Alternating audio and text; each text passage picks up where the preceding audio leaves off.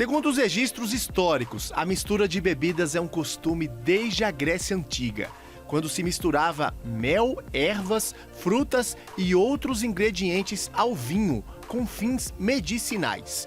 Mas o primeiro coquetel surgiu na Índia, há 1500 anos, a partir da mistura de bebida alcoólica destilada, açúcar, especiarias, água e frutas cítricas. Então, com muita moderação, vamos conhecer a origem do drink.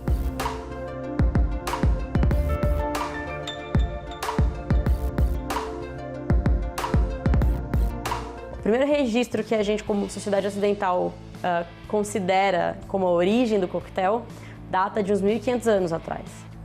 Então, é interessantíssimo porque a gente só começou a consumir drink agora, ou isso é o que a gente acha, na verdade, né?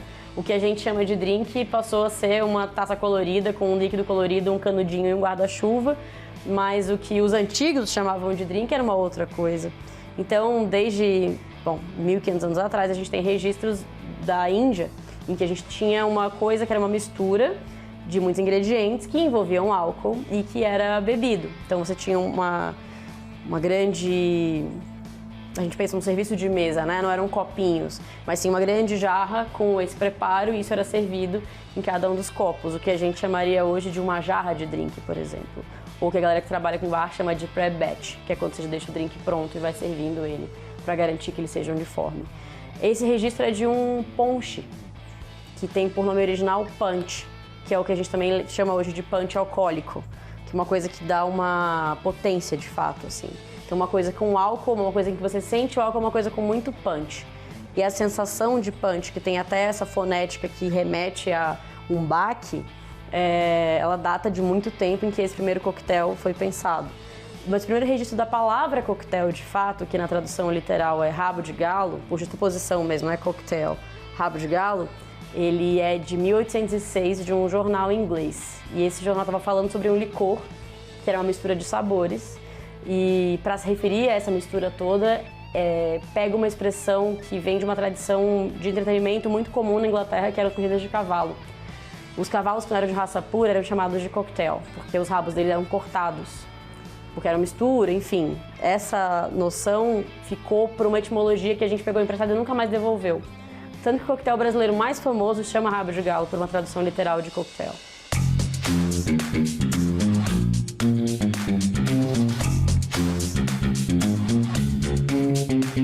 Então a gente acaba considerando esse ponche, né, como o primeiro drink a ser conhecido por essa ideia de mistura alcoólica.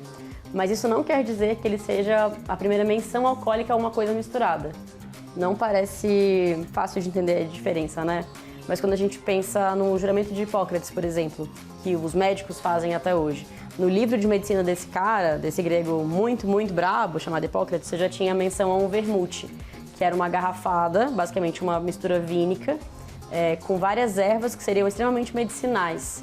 Porque hoje a gente pode até ver o drink como uma coisa de socialização, de diversão, mas ele foi feito, tanto o vermute, quanto o ponche, quanto os drinks em geral, para combater males do corpo.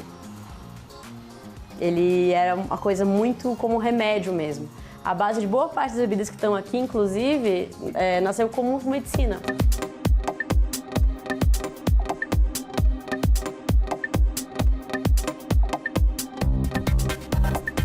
Fora esse registro padrão do primeiro drink na Índia, você tem um avanço disso como uma área, de fato, na Europa. E lá se faziam muitas misturas diferentes. Existem dois períodos importantes da gente lembrar quando a gente pensa em coquetelaria. Aquele que existe antes do século XIX e o depois do século XIX. Antes do século XIX, a gente, como civilização, não tinha duas coisas. Gelo sob demanda e gás sob demanda.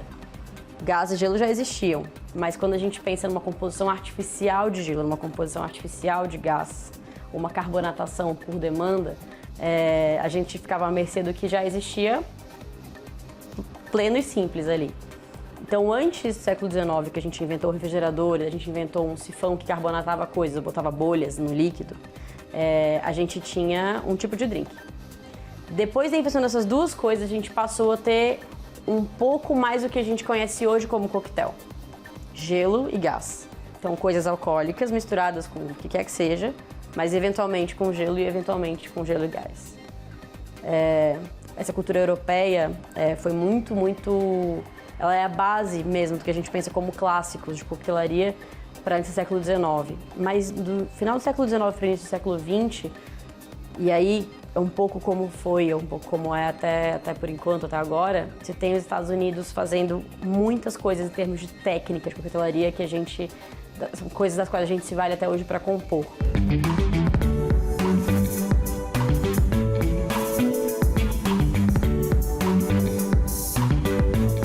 É muito relevante dizer, é claro, que a cultura de coquetelaria brasileira e latina são muito próprias e que elas já existem há muito tempo, que são culturas alimentares, então desde que a gente é a gente, isso já existe. Os nossos povos originários já faziam bebidas alcoólicas, nossos povos originários fermentam frutas há bastante tempo e essa base de sabor, de composição de sabor, é coquetelaria também. Então existe essa história que é passada em livro, que é bastante difundida entre bartenders do que a gente chama de história da coquetelaria e países que tiveram grande influência no que a gente faz. Mas tem essa outra história que é muito relevante, que é uma inserção de contexto de onde a gente está para fazer o que a gente faz. Então, não dá para pegar só uma história ou só a outra. É preciso deixar claro que para fazer coquetelaria como a gente faz no Brasil hoje, a gente precisava dessas duas linhas.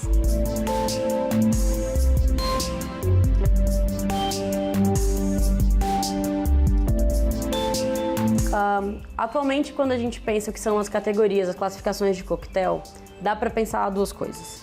A primeira é uma classificação por técnica de preparo, basicamente, que é de que maneira eu faço com que os ingredientes sejam integrados ao copo, né? Sejam integrados entre si, uma vez no copo. E tem um muito fácil, que é, por exemplo, a caipirinha, que é um coquetel que a gente chama de montado, que é quando a gente monta os ingredientes no copo que a gente vai servir. Existem os drinks mexidos, em que a gente passa por um objeto que chama de mixing glass, ou copo mexedor, em que a gente vai igualar as densidades desses ingredientes todos que a gente tiver escolhido para fazer o drink, e a gente geralmente vai diluir eles um pouquinho e gelar isso tudo junto. E a gente tem os coquetéis batidos, que a gente pega uma coqueteleira, e a gente tem os coquetéis batidos, que a gente pega uma coqueteleira, que acho que é o principal objeto pelo qual bartenders são conhecidos, e esse barulho da coqueteleira, que é sempre um metal batendo no metal, são meio que o aviso de início de dia, porque depois que o bar está aberto, a gente só ouve o metal batendo no gelo. Aqui dentro a gente coloca bastante gelo, bota os ingredientes todos que a gente quiser, e daí a gente fecha isso aqui e garante que a gente tenha a mesma densidade, a mesma temperatura e que a gente tenha uma diluição grande também, porque quando a gente vai batendo o metal e o gelo quebra em vários pedacinhos pequenos, e esses pedacinhos pequenos, por terem uma massa térmica menor, vão derretendo mais rápido. Então eles vão incorporando água, de fato, para aquela bebida, tornando ela muito mais leve na boca, muito mais gostosa de ser provada.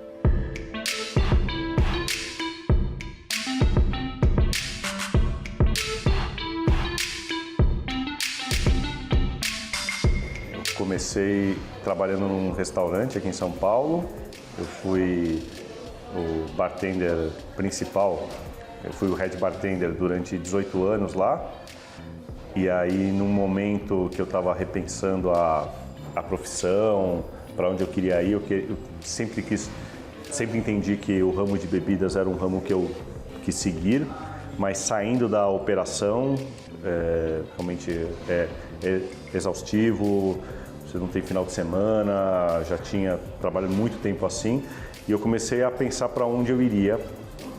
E aí eu vi um pessoal lá fora, principalmente na Inglaterra, fazendo uns coquetéis engarrafados, Negroni, e eu comecei a fazer por brincadeira. Isso foi em 2015. Então pegava a garrafa, eu desenhava o rótulo, tudo, até tem uma amiga que ela tem uma garrafa guardada.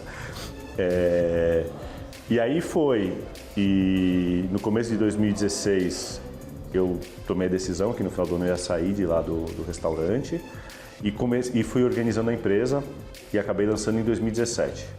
Era a Apotec, abrimos junto um bar também e foram 3 anos até que nós encerramos as atividades do bar. Os coquetéis sempre foram seguindo, mas de uma maneira mais artesanal. Então, durante a pandemia, nós resolvemos olhar mais para a produção e fomos atrás de regulatório, de um galpão para virar indústria mesmo, né? A grande virada foi em 2021, que nós inauguramos a nossa fábrica aqui em São Paulo.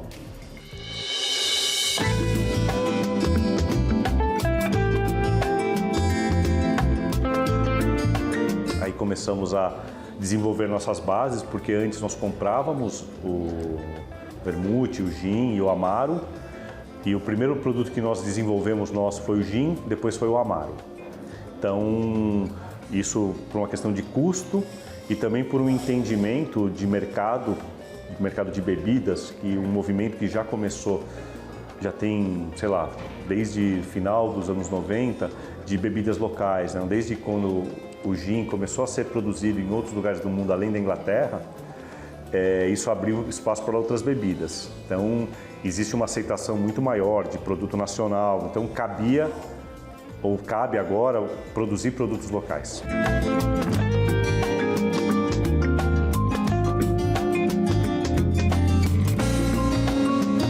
A partir das bases, né, de gin, vermute, muito para o on-trade, bares e restaurantes. Os coquetéis engarrafados, na sua grande maioria, para consumidor final, pessoa física, mas também temos muito corporativo, então tem muito PJ que compra os produtos personalizados. O carro-chefe é o Negroni ainda, mas nós lançamos uma caipirinha e um caju amigo. O caju amigo tem feito bastante sucesso, é um produto que nós estamos vendo com bons olhos. Em cima do Negroni, em cima do Negroni eu desenvolvi um Negroni envelhecido, então ele é finalizado em barril de carvalho, também olhando para uma produção mais limitada. Esse também tem uma saída boa, mas o que sai bastante ainda, em geral, principalmente agora está esquentando, os mais refrescantes. Então a caipirinha e o caju amigo estão saindo bastante.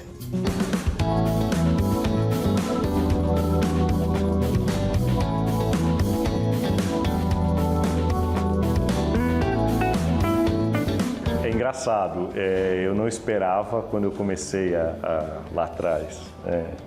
Quando lançamos a marca, obviamente você tem as vontades, né? Mas você acreditar que onde a gente chega é muito interessante ver, porque às vezes aparece a vantagem agora desse mundo online que nós vivemos, dá para saber onde chega. Então, às vezes a gente se surpreende, eu fico surpreso, eu fico bem feliz também.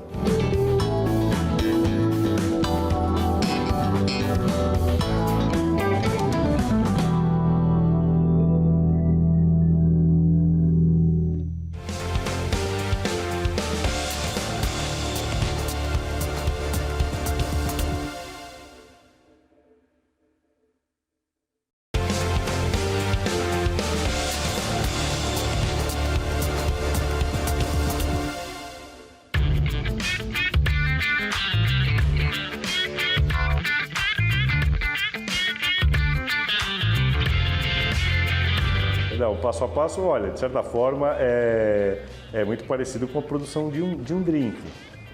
Só que a gente tira um outro elemento, né? Por exemplo, a gente usa o gelo, porque não faz sentido gelar a bebida, mas nós recebemos a matéria-prima, obviamente que verificamos se está tudo certo, nós misturamos num misturador, que é junto com uma envasadora, vai para a envasadora, invasa, rotula, aí faz também um trabalho de verificação para ver se está tudo em conformidade, rotula, insera ou coloca o lacre e está pronto. O processo é simples, até eu acho que é bem pouco romântico para quem olha a produção de um bar, né? O bar existe um monte de elementos além do drink. Tem a música, tem a luz, tem o bartender atendendo, o balcão, a companhia, etc. Lá não. Lá é produção em massa, mas é juntar e envasar. Misturou, invasou, rotulou, pronto. A receita... primeiro, é interessante, porque não é só simplesmente pegar uma receita de um drink e simplesmente multiplicar por 1.000, 10.000, 1 milhão, que seja. Eu primeiro vejo a receita que eu quero, faço um pouquinho, depois eu faço numa garrafa. Nisso daí eu já começo a ter uma ideia que alguns ingredientes você tem que colocar mais ou menos. Aí você vai, sei lá, faz uns 10 litros. Quando você faz uns 10 litros é que você começa a entender a coisa. Não é só multiplicar aqui. Então por isso que é interessante deixar uma semana para ele assentar, para ele ficar homogêneo também, porque, sei lá, você vai fazer 3.000 litros de Negroni, por exemplo, se você só misturou lá, misturou um pouco, o que está embaixo vai ser diferente do que está em cima. Porque em cima você está mais exposto ao calor, tem que pensar isso daí também. E depois você prova, porque você às vezes precisa colocar um pouco mais de amaro, um pouco mais de álcool, daí a gente tem uma receita fechada, testando.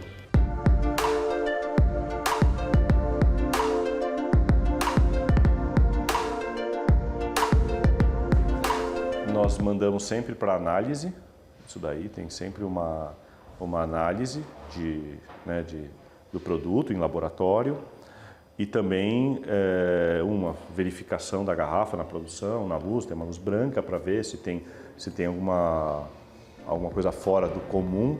É claro que existem alguns, eles têm um pouco decantam um pouco, não tem como, mas é sempre olhar e provar também, provar um pouco do lote.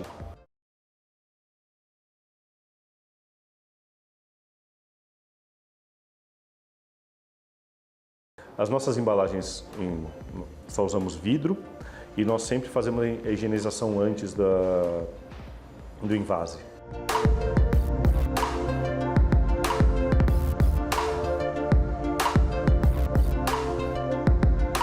Sim, é uma dificuldade de fornecimento aqui, sempre foi, é uma preocupação, então nós procuramos sempre parceiros em que tem uma vantagem, né? Você fala direto com o produtor, então qualquer problema você já consegue identificar rapidamente, então tem uma certa agilidade em relação a isso. Nossa dificuldade aqui ainda é por matéria-prima que vem de fora, por exemplo, para fazer o gin, o zimbro não tem aqui no Brasil, tem que trazer de fora, então nós ficamos à mercê um pouco de padrão. Às vezes ele vem um pouco diferente, então a gente costuma falar, para manter a receita igual, para manter na verdade o resultado final igual, você às vezes tem que atualizar a receita. Então é sempre um processo de ajustes.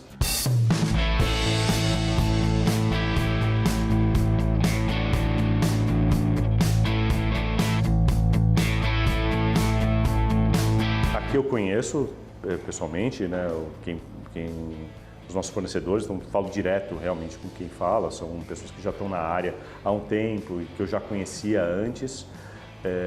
Sim, tem que ter esse contato, não tem como.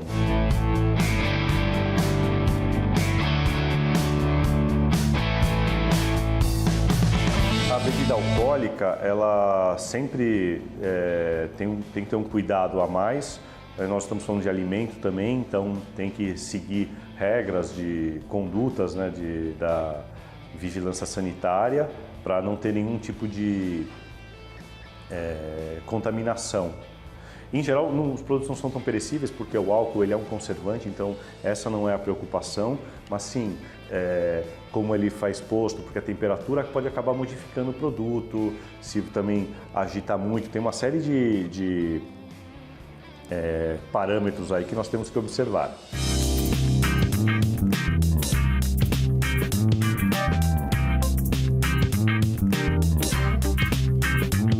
Nós provamos todos os lotes que vêm para ver se está em conformidade. Não tem como fazer, porque a grande dificuldade de se trabalhar com produtos naturais é justamente essa. Então, de novo, né, na natureza, às vezes a fruta está com mais ou menos sabor. Então, na hora você tem que, de novo, rever sua receita para manter padrão. Então, é provando, guardando contraprova também, comparando com o que tem e entender também que o produto, ele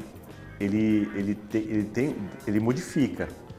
de quando você produz ele até o consumo, ele continua acontecendo algumas reações, né? A bebida, quando a gente mistura, parece uma coisa óbvia, né? Parece que está pronto, tem padrão, mas não. Ela vai lá, tem oxidação, tem um monte de coisa. Então, a gente já prevê. Eu até acho interessante explicar isso aí. Tem uma graça nisso daí, que cada lote, ele começa de um jeito e, no meu entender, ele evolui. Então, tem algumas bebidas que nós produzimos até, nós estamos desenvolvendo agora um rabo de galo, que é para uma cadeia de hotéis, que eu acho que esse vai ficar muito interessante se guardar ele e deixar ele uns 2, 3 anos aí quietinho. Que eu já provei umas produções antigas que ficaram 3 anos, cara, estão incríveis, incríveis.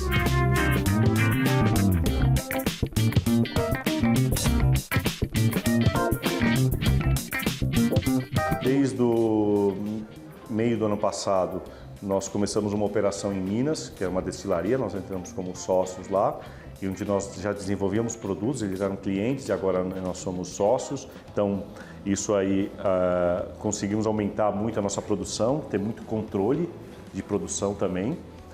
Nós encerramos a atividade da fábrica aqui em São Paulo, porque não fazia sentido você ter 2 fábricas, por uma questão tributária também. E aqui em São Paulo nós temos a base, que é a distribuição, nosso escritório também, e também tem lá a produção em Minas. Aqui em São Paulo, se não me engano, a gente tem quase 40 funcionários, sem contar os funcionários das lojas. As lojas devem ter mais uns 20. Olha, do primeiro ano para hoje, nós crescemos,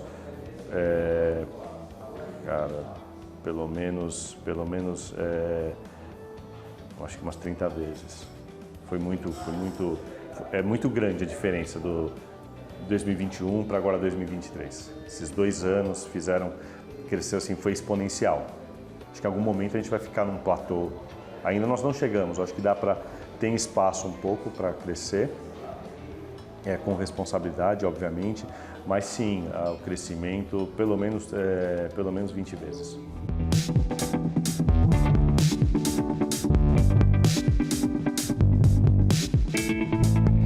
Agora, né, a gente está nesse momento que nós migramos toda a produção para lá, nós estamos numa fase de adequações.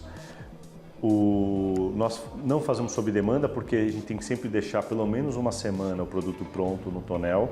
Então, cada produção deve ser uns 3.000 litros que nós fazemos. Então, deixa essa produção pronta, pelo menos uma semana, para a gente entender mais ou menos como reage, se tem que ajustar alguma outra coisa, não sei, às vezes colocar um pouco mais de açúcar, ou colocar um pouco mais de cachaça, por exemplo, numa caipirinha, ou limão também. Então, vai de produto para produto e como nós estamos lançando produtos novos, nós estamos também entendendo como gerenciar isso daí. A demanda, principalmente, nós, de certa forma, a vantagem das lojas é que nós conseguimos ter uma ideia de produtos a serem procurados, né? Por causa da caipirinha foi muito isso daí. Lá no Rio de Janeiro, nós tínhamos um produto que era uma caipirinha que nós fizemos em parceria com um bar aqui em São Paulo e vendíamos lá no Rio de Janeiro. Nós vimos que tinha muita procura e entendemos que fazia sentido, né, ter uma produção. Né? A gente começa com um lote mais ou menos sempre de 1.000 garrafas.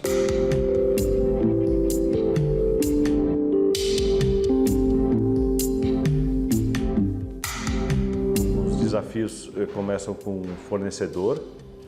Isso daí é complicadíssimo. Complicadíssimo não, acho que é complicado para todo mundo aqui o fornecimento. Ainda aqui no Brasil, a gente não tem um acesso a, por exemplo, vidro, né, garrafas, a gente tem pouquíssimo acesso a diversos modelos. A gente encontrou, ainda bem que nós encontramos um modelo padrão, eu gosto bastante, ele atende muito, né, inclusive lá fora usa-se muito esse modelo, mas eu sinto falta do vidro ter. Aí, de matéria-prima, melhorou muito em relação a, sei lá, 10 anos atrás. Nós conseguimos fazer bons destilados, bons produtos aqui agora. Então, a gente começa a ter um acesso a produtos de boa qualidade.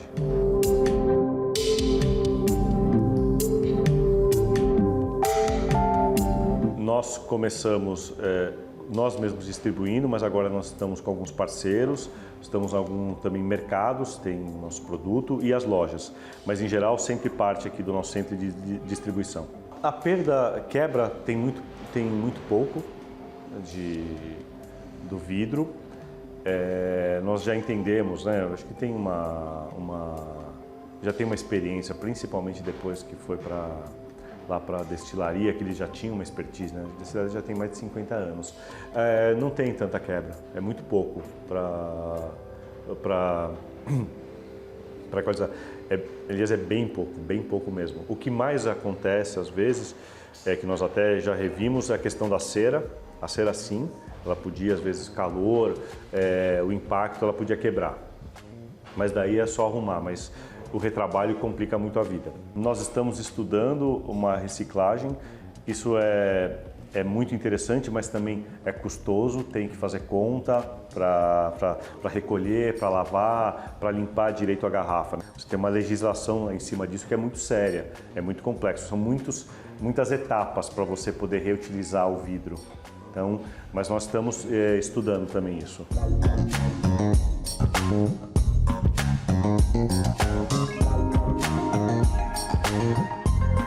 Eu acho que nós estamos numa toada muito boa. Eu acho que é tentar manter esse ritmo, que eu acho que é bem acelerado já. Entender que o mercado também procura.